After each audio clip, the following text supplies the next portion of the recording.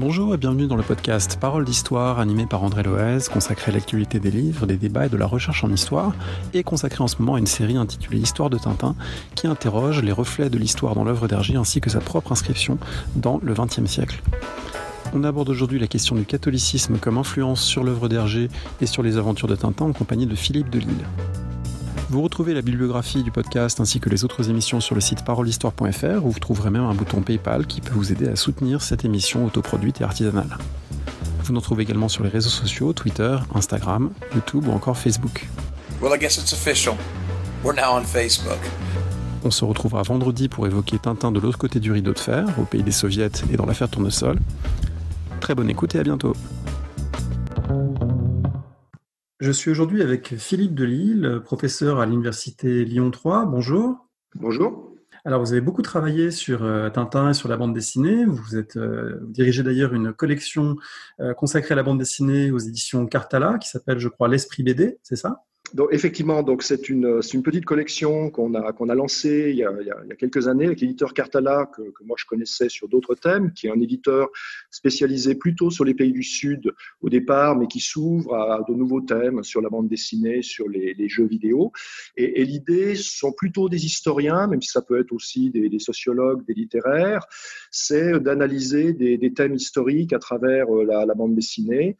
Donc ça peut être assez varié. On a sorti des choses sur le Moyen-Âge en bande dessinée, le siècle des Lumières en bande dessinée. Ça peut être aussi sur des écoles, la bande dessinée chrétienne, la bande dessinée western. Et l'idée, c'est que ce sont des petits livres illustrés dans la mesure du possible, parce qu'il y a la question des droits, à la fois de niveau académique, j'espère de bon niveau académique, et puis en même temps dans une langue accessible, et donc qui peuvent permettre à des amateurs de BD de relire la BD un peu différemment, à des enseignants aussi peut-être d'avoir des idées d'usage pédagogique de la bande dessinée. Alors ça tombe bien parce que c'est exactement ce qu'on essaie de faire à travers cette série d'émissions consacrée donc à Tintin dans l'histoire, rendre accessible parfois des recherches pointues et puis parfois simplement des parcours agréables à travers évidemment un monument de la culture et de la culture populaire. Je voulais vous demander comment vous en êtes venu à travailler sur la BD. Est-ce que c'est à travers notamment les travaux que vous avez faits sur l'histoire du catholicisme que cette connexion s'est faite ? Oui, alors au départ, moi, ma spécialité, c'était les questions missionnaires, coloniales et religieuses, puisque j'ai travaillé au départ sur l'Église et l'esclavage, notamment aux Antilles, sur les missions catholiques. Et puis, j'ai travaillé une bonne dizaine d'années, 10-12 ans sur ces questions. Et j'avais envie, parce que la recherche est parfois un peu austère, de me renouveler un petit peu, de changer un petit peu de thématique. Et évidemment, Tintin au Congo, avec la figure du missionnaire qui est très présente, puisque Tintin va visiter une mission, va s'émerveiller, Milou dit qu'Elsace, c'est missionnaire. Ça renvoyait à cette idée qu'il y avait toute une propagande en Europe à travers différents médias pour les missions, et notamment la bande dessinée qui avait touché la jeunesse. Alors, en même temps, étant enseignant aussi, j'avais envie de travailler sur des sources que je pourrais utiliser à des fins pédagogiques. Et c'est comme ça que, vers 2007-2008, j'ai opéré une transition du catholicisme antillais vers la BD belge, particulièrement la BD belge, parce qu'elle est particulièrement portée par des milieux catholiques et que cette présence des missionnaires était particulièrement forte.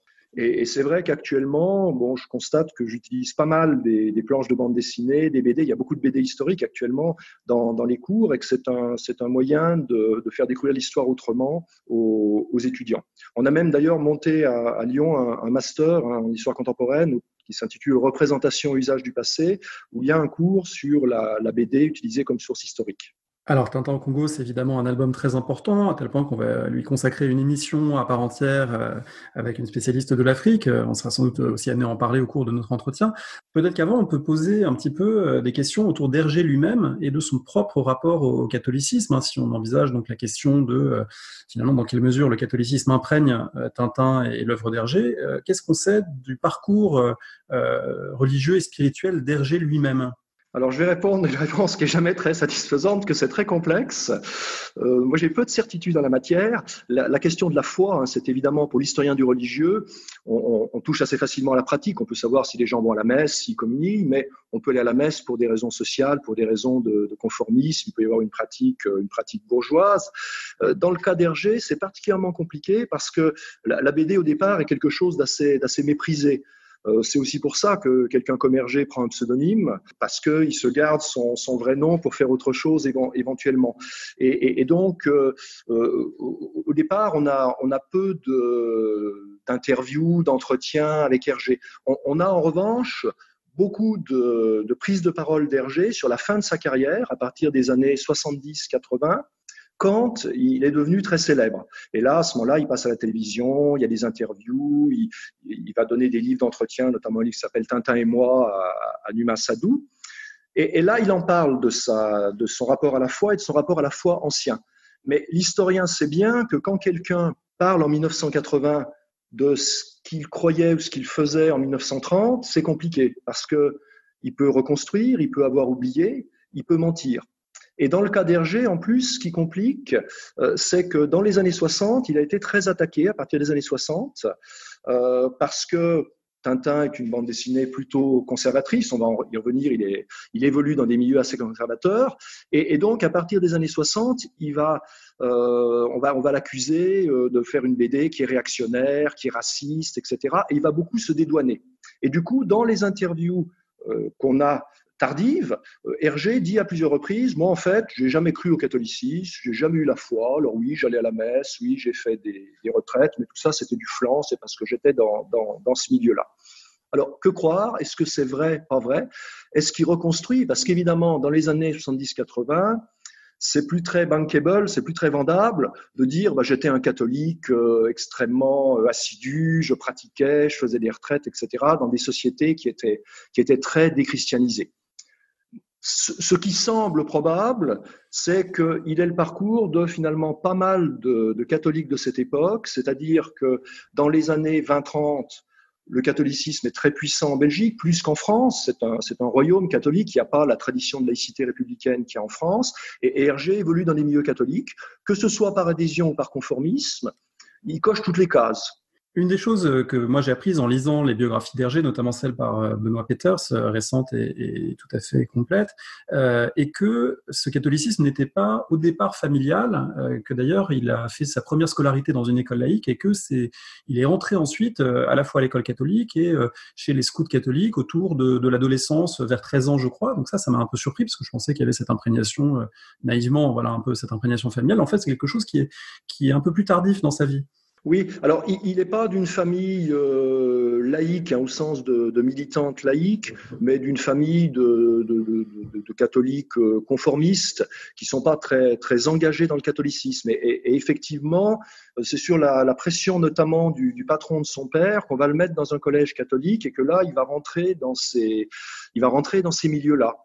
Mais à partir de là, je vous le disais, donc il coche les différentes cases parce qu'il va intégrer donc les scouts catholiques. Alors il était avant dans des scouts laïques, donc ça c'est pas très étonnant, mais il va intégrer aussi les mouvements de jeunesse, l'association catholique, la jeunesse belge, la GIC, et puis il prend des responsabilités, il s'investit dans les publications. Ce qu'on disait tout à l'heure, c'est très compliqué à décrypter. Est-ce qu'effectivement il le fait par conformisme? Il le fait parce que ses publications lui permettent de dessiner, de se mettre en avant? Est-ce qu'il adhère réellement?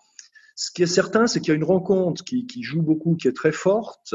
C'est quand il rentre au quotidien le XXe siècle. Il y rentre d'ailleurs avant de faire de la bande dessinée, comme maquettiste. Et après seulement, il fera de la bande dessinée. C'est le directeur du XXe siècle, qui est un prêtre, l'abbé Wallet, qui est un curé un peu de choc, très à droite, ancien maurassien, admirateur du Mussolini première manière, et qui va prendre un peu Hergé sous son aile, qui va le pousser à faire de la BD, le pousser à utiliser les bulles dans la bande dessinée, et qui va être vraiment un mentor pour Hergé.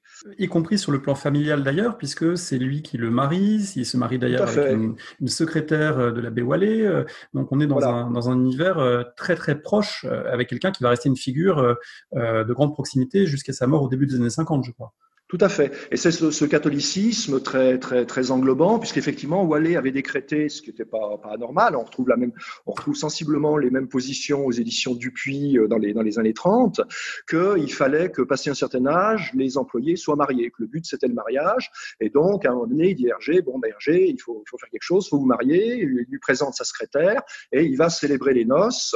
Alors, une fois mariée, elle sera plus secrétaire au XXe siècle, puisqu'il considère dans ces milieux-là qu'une femme mariée ne doit plus travailler. C'est ce qu'on trouve aussi dans la maison d'édition Dupuis qui édite Spirou à partir de 1938.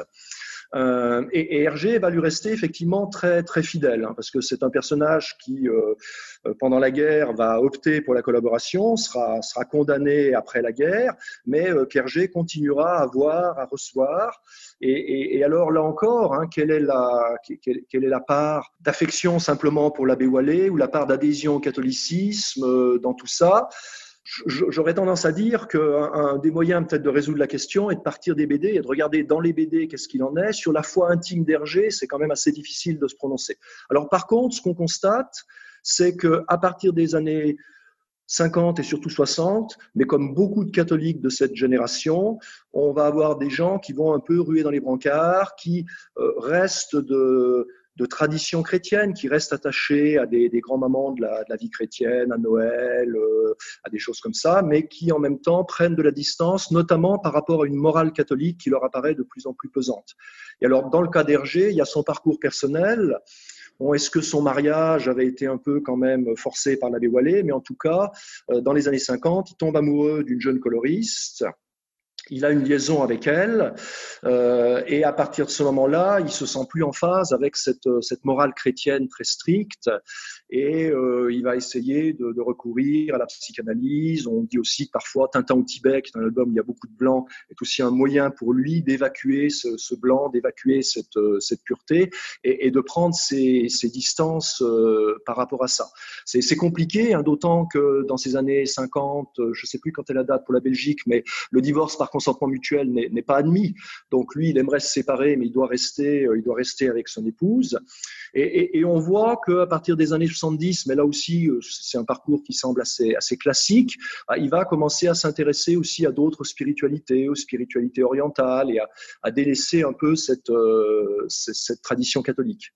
Une tradition catholique qui, pour revenir aux années 30, à la fin des années 20 et au début des années 30, au moment du début de son œuvre, peut-être qu'il faut contextualiser encore un peu plus ce que vous avez commencé à expliquer, c'est-à-dire l'importance de ces réseaux catholiques en Belgique et également en France, toute une sociabilité catholique qui s'explique notamment par le fait que la Belgique a connu des controverses scolaires très intenses et que finalement les publications catholiques belges, dont fait partie Casterman, dont fait partie le petit 20e et le 20e siècle, s'inscrivent finalement dans un contexte où le catholicisme il a une présence forte dans la cité, dans la société.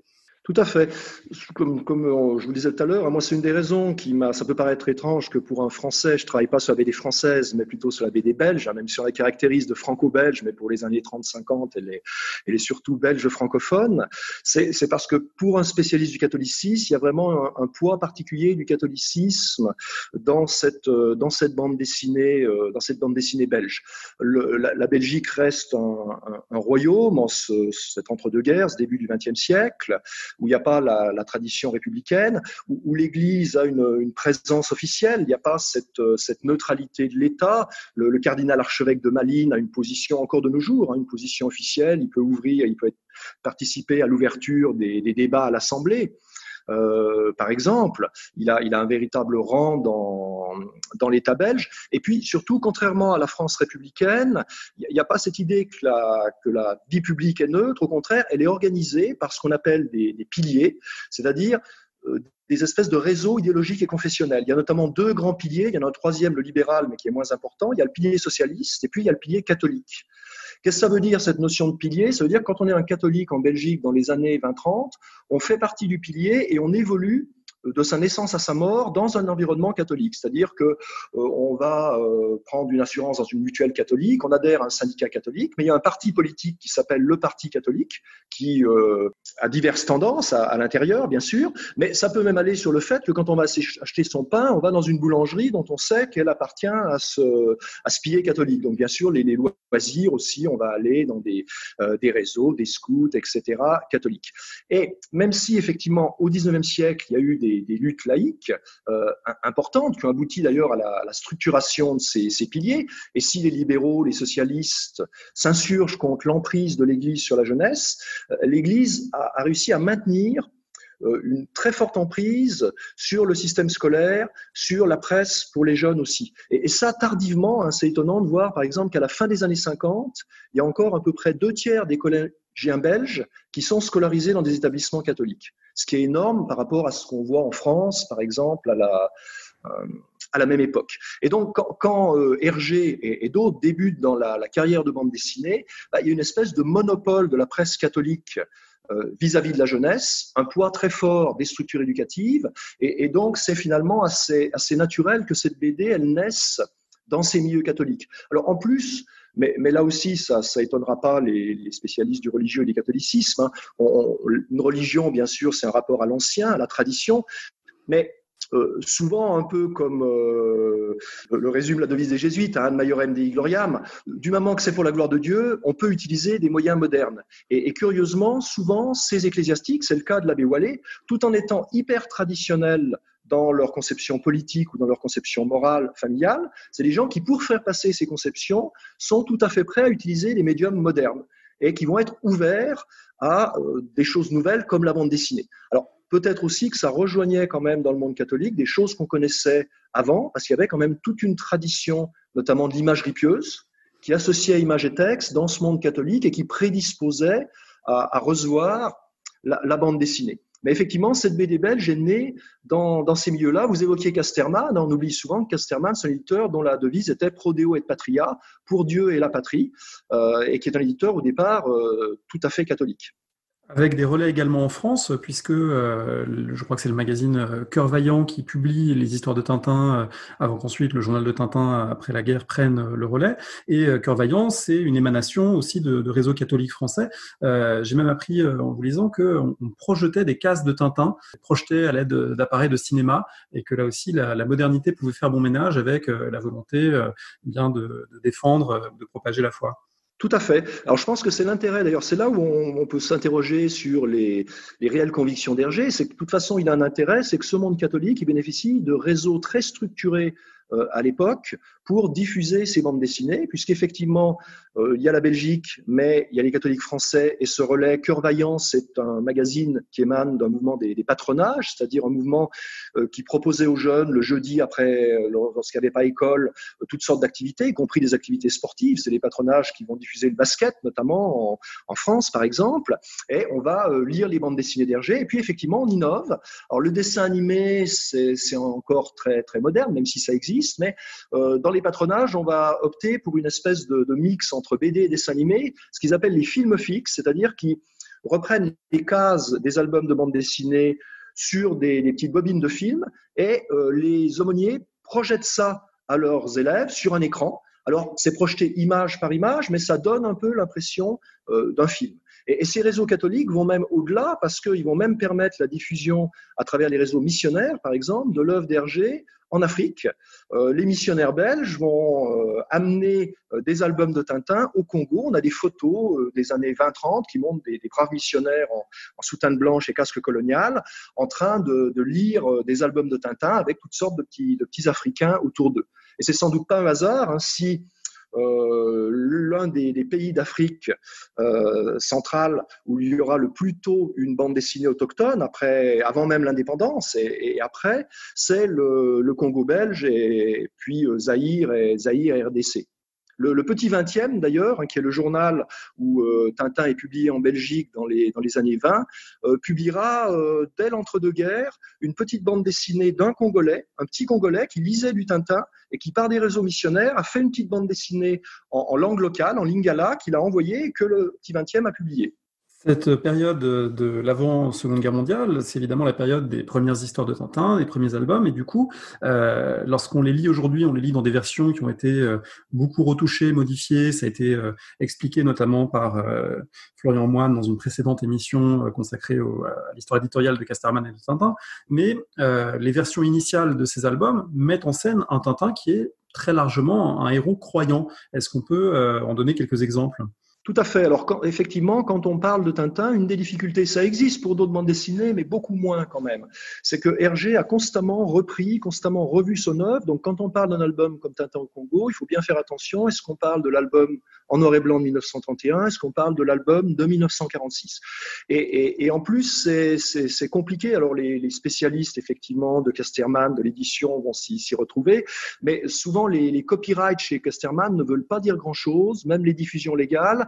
Et du coup, c'est pas toujours facile de retrouver quelle est l'année exacte où Hergé a pu faire des modifications. Je sais que je me suis fait parfois, alors pas sur Tintin, mais sur Joe Z, je me suis fait piéger parfois par des mauvais copyrights. Alors effectivement, les premiers albums de Tintin, c'est des albums en noir et blanc. Ça va de Tintin au pays soviet jusqu'au Crabe aux pinces d'or. Et cela, donc, ça reprend directement des aventures qui étaient parues dans un journal qui était confessionnel, le Petit 20e, qui était donc le supplément pour les enfants, qui paraissait le jeudi, du 20e siècle, qui était un quotidien catholique, de droite, catholique et nationaliste. Et donc, assez logiquement, dans la mesure où ça paraît dans un magazine, un hebdomadaire confessionnel, Tintin affiche une certaine identité confessionnelle. Alors, elle n'est pas extrêmement marquée. On est dans un récit d'aventure. C'est pas très étonnant parce que ce petit 20e, il était destiné à des scouts. Et les scouts, c'est pas un mouvement de piété, c'est un mouvement où l'aventure est quand même beaucoup mise en avant. Et puis, comme c'est dans un journal confessionnel, évidemment, c'est lu par des catholiques, ils n'ont pas besoin qu'on leur dise à tout propos que Tintin est catholique, c'est une évidence. Mais quand même, que ce soit parce qu'Hergé y adhère, ça, difficile à savoir, ou bien parce que l'abbé Wallet ou la rédaction lui disent il faut mettre des choses, on a effectivement dans ces albums en noir et blanc un Tintin qui est vraiment un héros catholique. Alors qu'est-ce que ça veut dire un héros catholique? Ça ne veut pas dire simplement qu'il va dire mon Dieu quand il se passe quelque chose, parce que moi je peux dire mon Dieu quand je sors dans la rue si je vois un accident de voiture, c'est pas pour autant que je vais à la messe le dimanche. Il faut des indicateurs plus précis qui montrent vraiment qu'il y a une action en tant que croyant. Et ça, on l'a effectivement, on l'a bien, on l'a tout à fait. On a plusieurs exemples. Je prends par exemple un exemple. Dans la version en noir et blanc de L'Oreille cassée, à un moment donné, Tintin en Amérique latine est capturé, il est enfermé dans une cellule et on lui annonce qu'on va le fusiller sous peu. Qu'est-ce qu'il dit? Il dit, oh là, qu'est-ce que je vais devenir? Bon, c'est pas grave, ayons confiance en la providence, avec un P majuscule. La providence, c'est l'action de Dieu dans l'histoire des hommes. Et ça, c'est typiquement agir en héros pieux, en héros croyant, parce que un non-croyant, il va éventuellement s'inquiéter, mais en tout cas, il va pas se dire, bah, Dieu va m'en sortir. Là, il fait confiance à Dieu, Dieu va l'en sortir. On pourrait citer aussi dans Tintin au Congo cette case où Tintin fait la classe à des petits Africains, il a repris la classe d'un missionnaire, et puis il y a un léopard qui arrive, alors il ne sait pas que c'est un léopard apprivoisé, donc il a très peur, et là il s'apprête à défendre ces petits Africains. Il adopte d'ailleurs une posture avec une baguette d'enseignant qui est un peu une posture de chevalier, il tient sa baguette comme un chevalier, et dans la bulle il dit « Mon Dieu, donnez-moi la force de protéger mes élèves ». Là encore, face à un danger, quelqu'un qui va chercher dans l'aide de Dieu, c'est un héros qui est pas seulement de culture chrétienne, mais qui est véritablement croyant. Alors, ce sont des références ponctuelles, éparses, mais c'est vrai que si on les met bout à bout, elles tracent l'identité d'un véritable héros catholique.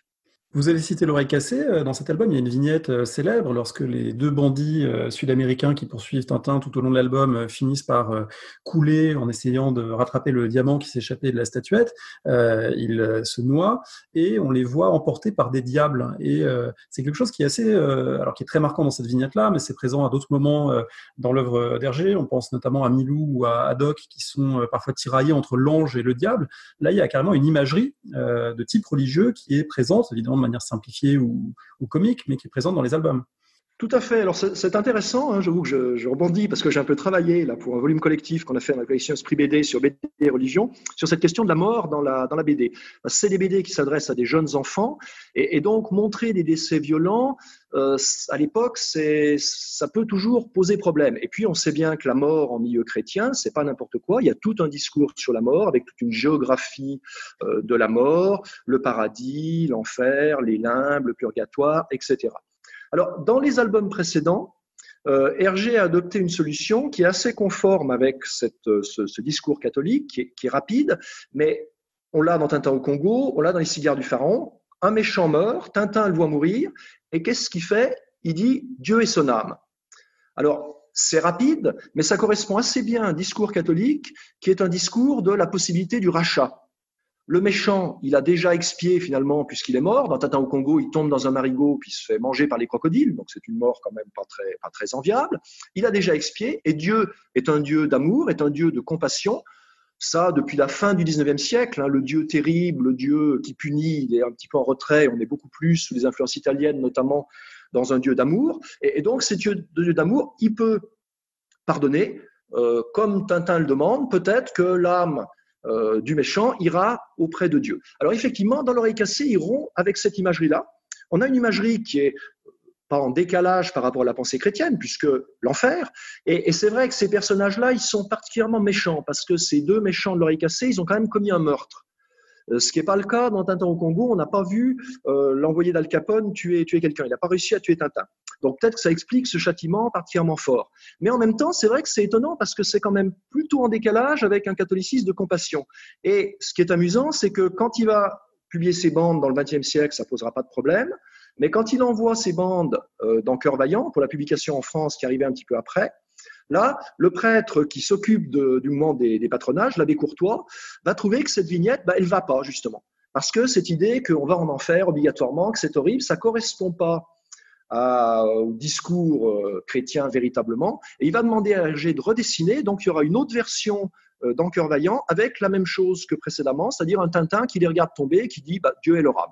Donc là, ils pourront être sauvés. Mais c'est vrai que cette vignette, moi je suis comme vous, hein, que je me rappelle quand j'avais lu ça enfant, ça m'avait marqué parce qu'en plus ces diablotins, ils sont assez inquiétants, il y a un fond coloré, là ça introduit une espèce de fantastique dans Tintin dont on n'a pas l'habitude.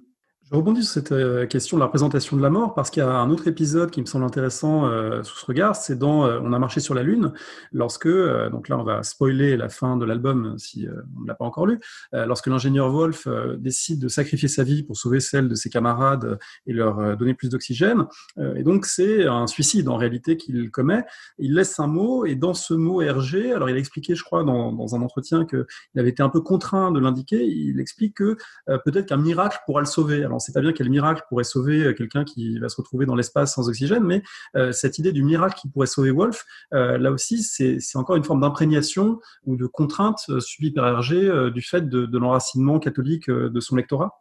Oui, alors c'est possible, effectivement. C'est quelque chose qu'on cite souvent, et puis Hergé en avait reparlé. Alors Wolf, il se sacrifie, hein, c'est un sacrifice autant qu'un suicide. Donc il y a un côté bonne action, parce qu'il n'y a plus assez d'air pour tout le monde dans la fusée, donc en mourant, il permet de sauver Tintin. Mais effectivement, dans la morale catholique, normalement, on ne dispose pas de sa vie. Hein. Comme on l'a rappelé, c'est la providence est là, donc c'est Dieu. On devrait faire confiance à la providence pour qu'elle renouvelle l'air dans la fusée, et ça s'apparente à une forme de suicide.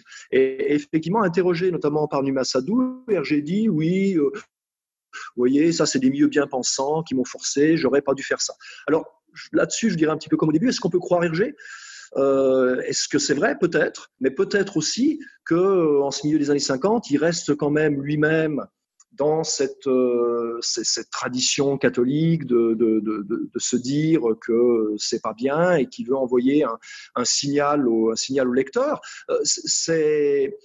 Hergé, par exemple, tardivement, dans les années 50, il organise toujours des arbres de Noël pour les enfants de Tintin. C'est lui qui a poussé à ça. Donc le christianisme reste prégnant quand même chez lui. Et puis, évidemment, il y a la question du lectorat. On a du mal à l'imaginer, ça, parce que depuis la fin des années 60, en Europe occidentale, il y a eu un très fort éclatement, une très forte libéralisation de la norme morale. Mais il y a une norme morale qui est vraiment extrêmement forte à l'époque, dans ces années 50, et les lecteurs peuvent réagir très violemment à des choses qui, de nos jours, nous paraissent totalement anodines. Dans le journal Tintin paraissait aussi la série Blake et Mortimer de Jacobs. Et pour une parution en feuilleton de la marque jaune, Jacobs avait dessiné une couverture où un des personnages est dans le train, il lit un magazine illustré. Et sur la couverture du magazine illustré, il y a une danseuse en tutu. Mais alors qui est totalement, alors c'est tout petit d'abord le dessin quand même, puis elle est en tutu, il y a dans une position de danseuse, il n'y a rien d'érotique là-dedans. Ça a causé scandale à la rédaction de Tintin, avec des réactions de lecteurs indignés, disant qu'on était au point culminant de l'érotisme, et demandant qu'on redessine ça. Donc Hergé peut effectivement, en dehors des questions aussi de croyance, pas croyance, s'adapter à son lectorat. Et ça touche pas seulement des questions religieuses. Cette BD pour enfants des années 50, les auteurs sont très cadrés quand même dans ce qu'ils peuvent montrer, ce qu'ils peuvent dire. Pour revenir aux premières aventures, on a parlé de Tintin comme héros chrétien, même si c'est plus en filigrane que toujours affiché ou revendiqué. Il y a aussi quelque chose qui le rend un héros chrétien, c'est la nature de ses adversaires, puisqu'il affronte les bolcheviks athées et impies, il affronte aussi des puissances d'argent, louches. Donc le choix des aventures et l'identité des méchants, en quelque sorte, dit aussi quelque chose du milieu dans lequel se trouve Hergé. Effectivement, moi c'est quelque chose là-dessus sur lequel j'ai essayé de travailler. Là, je fais un petit peu de pub dans mon dernier petit bouquin, notamment qui s'appelle La BD au crible de l'histoire. J'ai essayé une lecture dans ce sens. C'est qu'il me semble qu'il y a la question de la foi de Tintin, qui est une chose, espèce de foi personnelle, mais que ça serait se tromper de penser que le catholicisme belge des années 20-30 et même sans doute 1940-50, c'est juste une question d'avoir une foi personnelle, d'aller à l'église. On l'a dit, c'est un pilier, c'est quelque chose d'englobant, c'est un projet de vie complet, politique et sociale, et les milieux dans lesquels évolue Tintin, c'est des milieux catholiques, conservateurs, souvent assez influencés par la pensée du nationaliste français Charles Maurras, et qui ont une vision très structurée du monde. Pour eux, le monde, il y a les méchants, il y a les ennemis, c'est les protestants, c'est les étrangers, c'est les juifs, c'est le capitalisme anglo-saxon, cosmopolite, et en même temps, ce qui est étonnant, c'est que ce sont des milieux qui sont très réactionnaires en la matière, avec certaines positions racistes à l'égard des métèques, à l'égard des juifs, et qui en même temps cultivent une très forte vocation sociale. Ils veulent reconquérir la société, ils veulent notamment empêcher les socialistes de s'emparer du monde ouvrier, et donc ils ont aussi un projet à l'égard des pauvres. Alors simplement, c'est pas du tout la lutte des classes. Leur projet social, c'est un projet qui reste hiérarchique. C'est essentiellement la charité, le patron qui prend bien soin de ses ouvriers. Et c'est des gens qui regardent beaucoup du côté du Moyen-Âge, parce que le Moyen-Âge, pour eux, c'est l'idéal de la chrétienté. Et leur idéal social, c'est notamment les corporations. Et ça, effectivement, il me semble qu'on le retrouve, mais vraiment très, très fortement, que ça structure les premiers albums de Tintin, notamment depuis les soviets, jusqu'à l'île Noire, à peu près. Si on regarde tout ça, qu'est-ce qu'on voit ? On voit que les ennemis de Tintin, c'est beaucoup de gens qui appartiennent à ce monde anglo-américain, donc protestant, capitaliste, ultra-libéral, allié avec les juifs, des étrangers. C'est Al Capone qui veut s'emparer des richesses du Congo, ce sont les capitalistes dans Tintin en Amérique qui vont piller les richesses et mépriser les droits des Indiens en matière de pétrole, qui sont aussi des gangsters, parce que dans les entreprises comme les usines Swift, là où il y a un méchant qui veut pousser Tintin dans une espèce de mixeur géant, c'est la mafia qui tient en fait l'industrie américaine.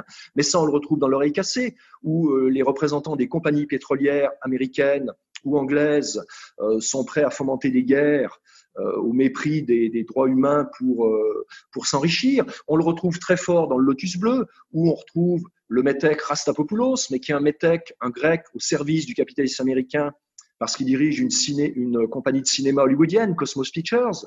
Un méchant qui s'appelle Gibbons, qui est un industriel américain et qui frappe de pauvres coulis. Et donc là, on a vraiment une nébuleuse qui est à peu près toujours la même, liée à ces milieux cosmopolites, anglo-américains, protestants, capitalistes. Et en revanche, Tintin, lui, c'est l'ami des pauvres, c'est l'ami du peuple. On le voit très bien dans L'Oreille cassée, par exemple au début de L'Oreille cassée, où il vient immédiatement en aide à un coulis, un tireur de pousse-pousse, que justement martyrisait cet industriel américain. Et ce coulis, il est représenté pieds nus, le visage émacié, avec les côtes apparentes, donc toutes les signes graphiques nous identifient comme le pauvre.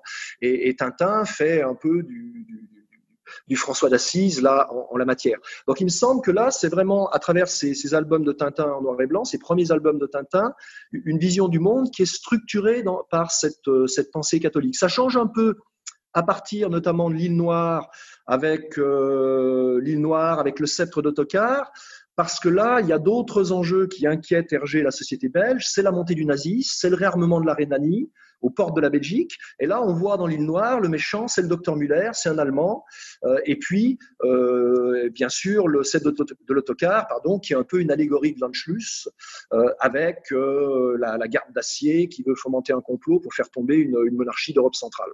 Alors, ce sont des aspects sur lesquels on reviendra, puisqu'on a prévu de consacrer une émission également à ces albums. Vous avez évoqué les évolutions personnelles d'Hergé, les évolutions sociales également, le fait qu'il ait retouché ses albums, le Tintin de l'après-guerre, le Tintin des albums modifiés, des 9 premiers albums transformés. C'est moins un Tintin chrétien qu'un Tintin de culture chrétienne. Par quoi ça passe, cette transformation ? Alors effectivement, quand on regarde, c'est intéressant, l'évolution notamment, donc il y a deux choses. Les albums en noir et blanc vont être repris à partir du début des années 40 par Hergé pour être mis en couleur et un format plus petit, parce que à ce moment-là, la BD en couleur s'impose.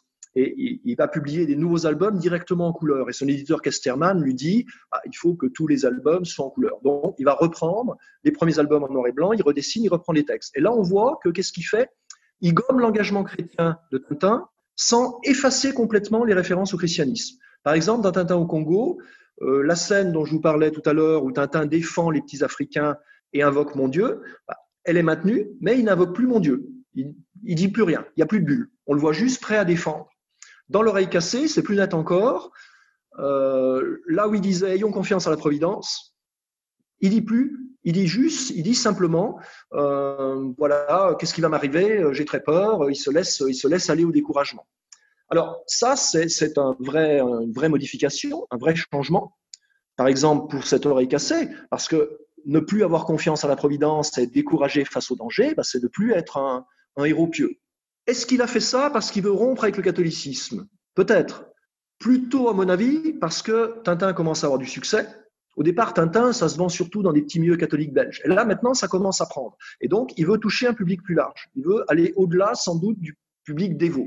Sans doute aussi que sa pratique de la bande dessinée évolue. Pour ce qui concerne cette case de L'Oreille cassée, j'ai retravaillé un petit peu là-dessus il n'y a pas très longtemps. C'était une case qui est en bas de planche. Et souvent, Hergé, il l'a très vite compris, surtout comme il publie en feuilleton, il maintient un suspense parce qu'en fin de planche, justement, on ne sait pas ce qui va se passer. Et donc là, on se demande, est-ce qu'il va être fusillé, est-ce qu'il va s'en tirer ? Alors c'est sûr que si Tintin dit, vous inquiétez pas, de toute façon, la Providence, le suspense est limité. Alors qu'en disant, oulala, je vais mourir, qu'est-ce qui va m'arriver ? On a hâte de savoir la semaine d'après, parce qu'on sait bien qu'il va s'en tirer, il n'y a pas de doute. Comment est-ce qu'il va s'en tirer ? Donc il peut y avoir aussi des questions de narration. Alors en même temps, Hergé n'efface pas tout, c'est-à-dire qu'il y a certaines références catholiques qui restent. Par exemple, la case dans L'Oreille cassée avec les méchants qui vont en enfer. Les cases dans Tintin au Congo, dans Les cigares du pharaon, où, voyant mourir le méchant, Tintin dit que Dieu est son âme. De même, la visite à la mission, où Tintin s'extasie devant l'action des missionnaires, reste. Mais du coup, effectivement, ça fait de l'engagement chrétien de Tintin quelque chose de moins fort, qui apparaît comme un peu plus superficiel, qui guide moins son action. Et dans les nouveaux albums, en revanche, qui vont paraître à partir du milieu des années 40 et qui vont être mis directement en couleur par Casterman, là, effectivement, on a des références chrétiennes, mais qui sont plus de l'ordre de la foi, qui sont de l'ordre de la culture. Parmi ces références chrétiennes sans être dites comme chrétiennes ou explicitées comme chrétiennes, je pense à cette scène tout à fait étonnante où le capitaine Haddock essaie de transformer l'eau en vin dans les 7 boules de cristal, qui est évidemment un thème chrétien de premier plan, mais qui n'est jamais souligné comme tel dans l'album. Tout à fait. Alors c'est assez étonnant parce qu'effectivement, Haddock essaie de reproduire un tour de magie qu'il a vu au musical, puis il va emmener Tintin le voir de ses yeux, transformer de l'eau en vin. Alors évidemment, pour un public catholique, et là il faut bien aussi, c'est bien, l'historien, sa qualité, c'est d'arriver à se remettre dans ce qu'était la mentalité des gens de l'époque. Dans les années 30-40, dans les milieux catholiques, il y a un catéchisme qui est très poussé, donc il y a une culture religieuse, une culture chrétienne qui est très forte. Donc cette histoire de transformer l'eau en vin, c'est un des miracles de Jésus. Tous les petits catholiques des collèges catholiques belges ou français, évidemment, ils connaissent ça. Et Tintin, voyant le capitaine Haddock faire ça, lui dit capitaine, c'est impossible. Alors effectivement, ça peut être lu par un public catholique, parce qu'un public bien catholique va dire oui, évidemment, c'est impossible, il n'y a que Jésus qui peut faire ça, seul Dieu peut faire ça. Mais Tintin ne va pas jusqu'à dire ça, ne va pas dire c'est impossible, seul Jésus peut le faire. Il dit juste c'est impossible. Ce qui fait que pour un public non croyant, voire même pour un public laïque, à la limite, ça pourrait être interprété comme du rationalisme. Finalement, ces choses-là, les miracles n'existent pas. Le côté culture chrétienne, il me semble, on le voit aussi très bien à travers l'album précédent, Le Trésor de Rackham le Rouge, où on voit que les personnages font preuve d'une culture chrétienne, alors qui parfois est classique, parfois est plus étonnante. Tintin, à la fin de l'album, recherchant un trésor qui se trouve dans un globe qui est sous un aigle, voit une statue de Saint Jean l'évangéliste, et il dit oui, c'est lui, parce que Saint Jean, c'est l'aigle. Alors, c'est pas très étonnant dans le milieu catholique, les catholiques de l'époque l'ont appris, le savent, les 4 évangélistes sont représentés par des symboles, une tête d'homme et 3 têtes d'animaux, et Saint Jean, c'est l'aigle. Donc là, il n'y a pas une question de foi, mais Tintin montre à ses lecteurs qu'il a une éducation chrétienne. Alors parfois, c'est un peu plus poussé, ça prête à rire. Dans le même épisode, je ne sais pas si vous vous souvenez, à un moment donné, il cherche le trésor, c'est difficile, il cherche des coordonnées, et les Dupont, qui gaffent toujours, donnent des coordonnées au capitaine Haddock. Et là, le capitaine se marre parce qu'il dit il enlève sa casquette, si on en croit vos coordonnées, on est en pleine basilique Saint-Pierre à Rome. Alors ça supposerait que la culture catholique du capitaine Haddock est telle qu'ils connaissent les coordonnées géographiques exactes de la basilique Saint-Pierre. Bon, là, ça semble quand même peut-être un peu poussé. Mais là aussi, c'est un clin d'œil quand même à un lectorat catholique. Un album dont on a déjà un petit peu parlé, dans lequel il n'y a plus vraiment de clin d'œil, mais en même temps qui est, il me semble, imprégné d'une forme de spiritualité. Ça a été décrit notamment par Luc Révillon dans un article. C'est Tintin au Tibet, avec, outre la couleur blanche que vous aviez évoquée, finalement toute la thématique de l'ascension, du sauvetage, le rêve prémonitoire que fait Tintin, où presque une force surnaturelle lui annonce que son ami est encore vivant. C'est un album qui peut s'interpréter en lien avec une imprégnation ou une recherche spirituelle de son auteur. Oui, tout à fait. Je pense que là, c'est typiquement un album, mais de même que les précédents, ce qu'on a redit. Je pense que c'est difficile de porter du jugement de valeur, mais c'est sans doute le génie d'Hergé. On peut lui reconnaître quand même des qualités importantes dans la bande dessinée. C'est d'avoir produit quelque chose où des lectorats quand même assez variés vont pouvoir trouver ce qu'ils attendent. Parce qu'effectivement, Tintin au Tibet, parfois c'est décrit comme une rupture avec l'ancien catholicisme, son éducation, parce qu'il va y avoir cet attrait pour les philosophies orientales, pour le bouddhisme, avec cette présentation des moines bouddhistes qui est très positive, ce voyage en Orient qui fait penser au voyage que vont faire à la même époque les Beatles chez les gourous ou beaucoup d'autres jeunes vers l'Orient. Et puis en même temps, le public catholique, effectivement, va pouvoir le voir comme quelque chose qui est une recherche de la pureté, un pèlerinage, une ode à la fraternité. Alors, ce qui est certain aussi quand même, c'est que Hergé l'a dit, et là je pense que c'est sans doute peu contestable dans des interviews, c'est qu'il est toujours resté fidèle à l'idéal scout, qui dépassait le seul catholicisme et qui est cet idéal de l'engagement au service des bonnes actions, d'une espèce de chevalier des temps modernes, alors qui peut être un chevalier catholique pour le scoutisme catholique, mais Baden-Powell déjà, qui était protestant et qui prônait un scoutisme non confessionnel, présentait les scouts aussi comme des chevaliers. Et là, on retrouve ce Tintin engagé, chevaleresque, qui peut plaire à des catholiques, mais qui pourra plaire aussi à d'autres milieux. C'est ce qui explique d'ailleurs des débats, des polémiques. Il y a pu avoir alors j'ai plus l'année en tête, mais il y a quelques années de ça, il y avait un article de l'Osservatore Romano, qui est le journal officiel du Vatican, qui avait déclenché les polémiques parce que l'Osservatore Romano avait titré Tintin héros catholique. En expliquant, voilà, Tintin, c'est le héros des catholiques, c'est un bon catholique, etc. Et évidemment, beaucoup de lecteurs non catholiques, voire laïcs, avaient protesté en disant, enfin, l'Église, elle cherche à s'approprier Tintin. Tintin, il est pas que catholique, il appartient à tout le monde. Et effectivement, je pense que c'est la force d'Hergé, c'est qu'il a il a à la fois appris des choses, ça a structuré beaucoup sa narration, et puis en même temps, c'est assez léger ou sous-jacent dans son récit pour que les interprétations puissent être variées. Vous avez évoqué des valeurs du scoutisme, des valeurs chevaleresques. C'est effectivement quelque chose qu'on retrouve au-delà de Tintin dans une bonne part de la production de la BD franco-belge. Si on lit les aventures de Buck Danny, on verra aussi des personnages qui acceptent de se sacrifier, qui font preuve de courage, de dépassement d'eux-mêmes, etc. Donc, c'est pas quelque chose qui est propre à Tintin. Est-ce qu'on peut plus largement s'interroger ou poser quelques jalons de la déconfessionnalisation de la bande dessinée dans la seconde moitié du XXe siècle? Est-ce que Tintin s'inscrit dans un mouvement qui sera un mouvement plus général de ce point de vue-là? Oui, tout à fait, puisque on a dans les grands périodiques belges, alors bon, il y a le journal Tintin, mais là Hergé est partie prenante, mais le journal Spirou, qui naît en 1938 en Belgique et qui se développe beaucoup après 45 et notamment va conquérir le marché français, on a aussi un certain nombre de séries où on a une imprégnation chrétienne plus ou moins forte, des personnages comme Blondin Cirage, par exemple, de J.G., qui vont être représentés en scout. Quand quelqu'un meurt, on va avoir un curé qui va venir le confesser. Et on a même, dans un journal comme Spirou, on va même avoir des BD véritablement catholiques, puisqu'on va avoir des vies de saints. Une des plus célèbres, c'est Don Bosco par J.G., qui va être un très grand succès éditorial d'ailleurs pour les éditions Dupuis. Donc il y a une présence du catholicisme, il y a une imprégnation qui est plus ou moins forte selon les séries. Je pense que un éditeur comme Dupuis, et d'ailleurs, là, ça renvoie un peu à l'idéal du scoutisme. Le scoutisme, il y avait un côté traditionnel avec les disciplines uniformes qui faisaient penser à l'armée, puis il y avait un côté novateur avec les camps, l'esprit d'aventure, les jeux, etc. Et là, ces journaux de bande dessinée, c'est un peu pareil. Il y a des récits didactiques, chrétiens, pour rassurer les parents, pour rassurer les curés. Et puis, il y a des récits un peu débridés, d'humour, où les héros font des choses assez extraordinaires et pas toujours en rapport avec la morale ou l'idéal bourgeois. Alors, ça, effectivement, on voit, comme pour Tintin, qu'à partir de la fin des années 60, on a une évolution, parce que le lectorat évolue. Il y a une crise du catholicisme qui est plus marquée en France, sans doute, qu'en Belgique, à partir du milieu des années 60. Un repli des vocations, les mouvements de jeunesse se délitent, il y a un rejet de la norme morale, notamment sur la question de la contraception.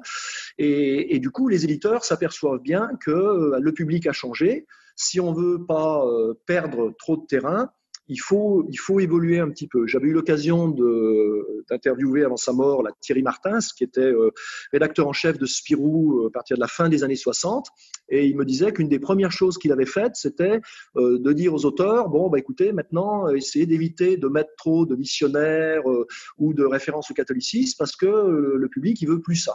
Donc, il faut que ça change. Et alors, on a eu aussi, effectivement, c'est plus rare et c'est moins formalisé que pour Hergé, mais on a aussi des phénomènes pour d'autres séries de réédition, où on voit comme ça l'ancienne version qui était plus catholique, la nouvelle qui l'est moins.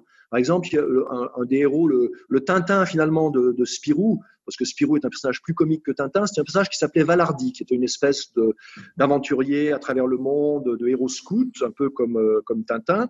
Dans un épisode de Valardi, par exemple, qui se passe en Asie, à un moment donné, il y a un personnage qui meurt. Dans Spirou, le héros le voit tomber dans un puits et il dit « Dieu est son âme ». Mort catholique traditionnelle. Alors, c'était une aventure qui était parue dans Spirou, mais qui n'avait pas été rééditée en album tout de suite.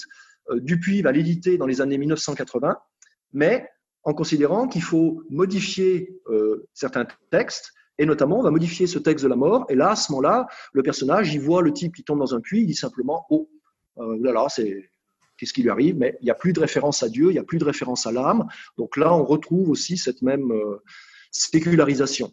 Alors, sachant qu'en même temps, que ce soit pour Tintin, que ce soit pour Spirou, mis à part des BD qu'on peut vraiment qualifier de catholiques, comme une vie de saint en BD, on est déjà dans un genre qui n'est pas un genre confessionnel ou catholique. C'est une BD d'aventure qui est imprégnée à certains égards par des références catholiques. Merci beaucoup pour toutes ces clés de lecture du parcours d'Hergé et de son œuvre. Je voudrais terminer en vous demandant s'il y a dans ces albums l'un d'eux qui vous plaît le plus ou qui vous intéresse particulièrement en tant qu'historien au sein du corpus dessiné par Hergé. Alors, d'un côté, c'est peut-être pas très original, mais du fait de c'est pas mon album, loin de là, préféré en tant que lecteur des aventures de Tintin, mais je dirais que les deux albums qui vont m'intéresser le plus, je m'en autorise deux, c'est Tintin au Congo, bien sûr, parce que je travaille sur les questions missionnaires et coloniales, et là, il est vraiment très intéressant, parce que très symptomatique, notamment avec les scènes à la mission, c'est vraiment la reproduction de la propagande missionnaire de l'époque, et on l'a oublié, hein, c'est étonnant, mais le missionnaire dans les années 20-30, c'est un vrai héros pour les jeunes. Les missionnaires, quand ils reviennent d'Afrique, ils vont dans les collèges. Hergé en a certainement rencontré. Ils vont faire des tournées dans les collèges catholiques. Ils amènent des animaux empaillés, ils amènent des fusils, racontent la chasse aux grands singes, ils projettent des films. Et les gamins sont émerveillés. Parce qu'à l'époque, il n'y a pas la télévision. Et donc, pour eux, dans ce cadre catholique, le missionnaire, c'est le type qui fait rêver. C'est le type qui vit une vie extraordinaire. Et puis, l'autre album qui m'intéresse particulièrement, c'est le Lotus Bleu. Parce que d'abord, c'est vraiment un album au niveau de la narration, de l'esthétique qui est magnifique. Et là, c'est ce qu'on disait tout à l'heure, au niveau de cette pensée catholique sociale, je pense qu'il la résume véritablement. Parce qu'on a dans L'Oreille cassée tous les méchants que dénoncent les catholiques conservateurs, maurassiens, sociaux. Et puis, on a cet idéal de fraternité. Je terminerai là-dessus. Par exemple, il y a la planche fameuse, vous vous en rappelez, j'imagine, où Hergé sauve Chang, qui se noyait dans un fleuve, et il sort de l'eau avec Chang dans les bras, qui est à l'horizontale avec un bras ballant. Alors, je force peut-être les choses, mais ça, un lecteur catholique, il verra une image de la Pietà, celle de Michel-Ange est très connue à la basilique Saint-Pierre, c'est-à-dire la Vierge portant son fils, le Christ mort. Tintin est presque là une figure christique. Et d'ailleurs, Chang va ressusciter dans les vignettes suivantes. Donc là, je trouve que c'est un album qui est vraiment très intéressant pour cette pensée catholique. Merci beaucoup. Merci à vous. Merci de nous avoir écoutés. Rendez-vous sur le site paroledhistoire.fr pour tous les compléments ainsi que la bibliographie de l'émission. Et à très bientôt pour de nouvelles histoires de Tintin.